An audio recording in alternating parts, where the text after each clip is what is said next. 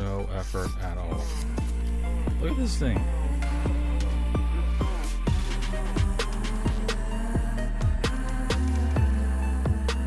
Hey guys, this is Dave. This is the DBK knife from Netherlands.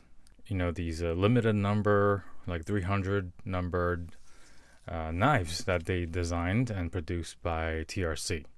It's really cool to actually finally own a knife that was actually designed by them and produced by one of the finest knife producers in the world. OMG! There's some stuff that's like kind of flopping around inside.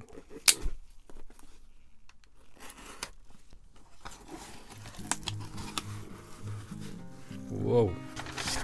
Personal information and stuff. Sweet. This seems really high quality. Nice little engraving here, DBK. And I believe this was only given to the first 300 people. Not only for scraping, but can be like a hex wrench and also like a bottle opener maybe. Alright, now for the main box. It's good finish, and you know this is legit. There's nothing on the side.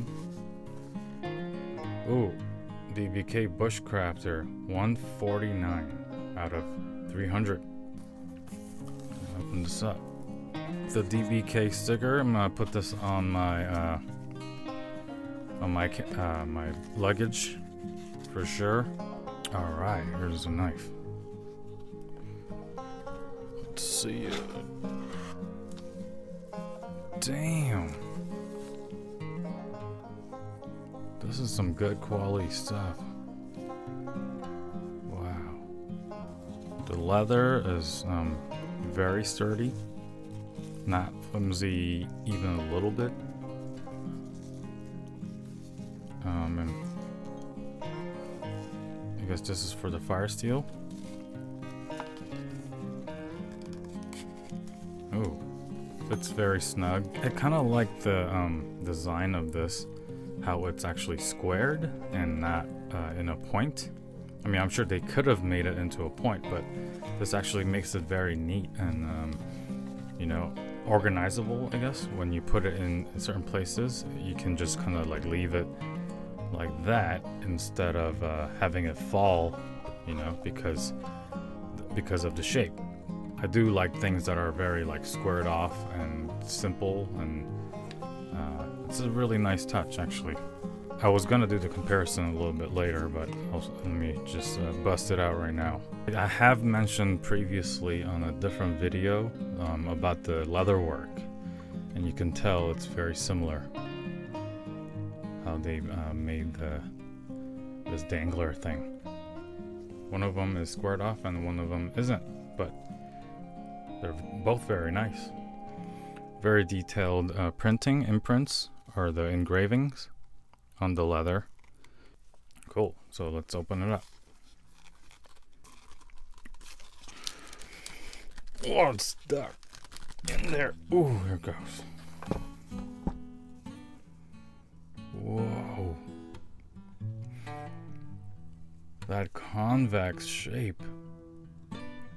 Oh, there's a number, engraved number. These brass is really shiny. I mean, I'm sure you can see, but in real life too, this is like super shiny. The convex edge. It's super nice. It's ground perfectly. Look at that. Maybe even close up. Okay. Wow.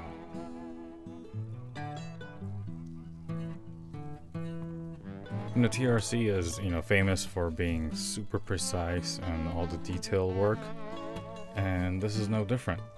Yeah? The Coke bottle handle grip is perfect. I have like medium to large hands, and for me this is perfect. This is like perfect fit for me.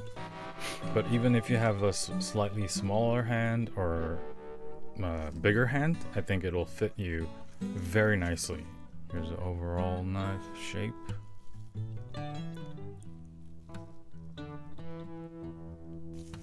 Let's see the other side now.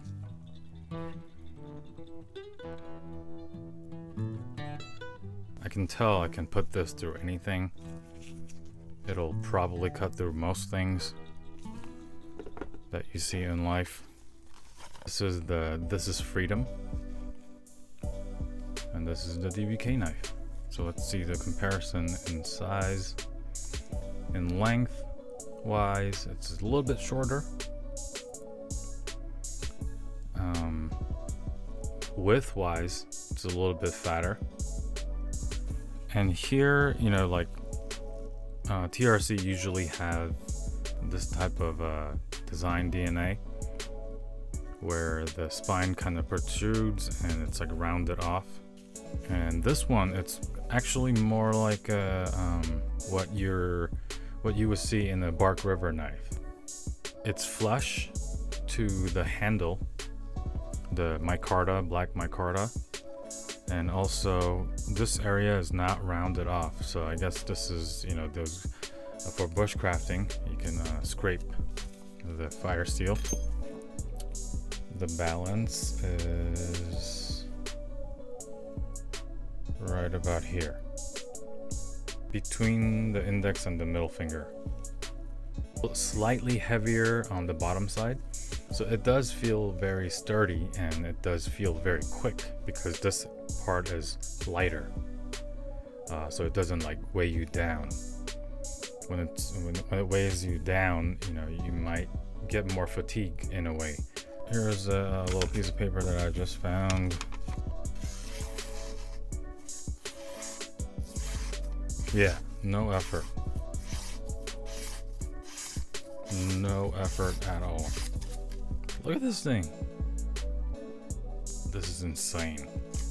Like, this is probably one of the more, if not the sharpest, factory ground knife that I've ever experienced. The point is almost at the center, good for making any kind of holes or anything like that. I'll make sure to take this next time when I go camping. Actually looking forward to it. This one I use a lot for cooking. Actually, this is amazing at cooking. I've used this in the rain. I want to keep it pristine as long as possible, so I haven't really put it through a ringer, and I don't plan to, you know, because I like it. So yeah, hopefully I'll be making more videos again. I do have a bunch of other knives that I haven't brought out yet, and also I have some, I'm really interested in like these cameras, and this is a camera from 1977. Anyways, so maybe I'll just do a bunch of different kind of reviews and not just knives. Anyways, see you guys in the next video then. Bye bye.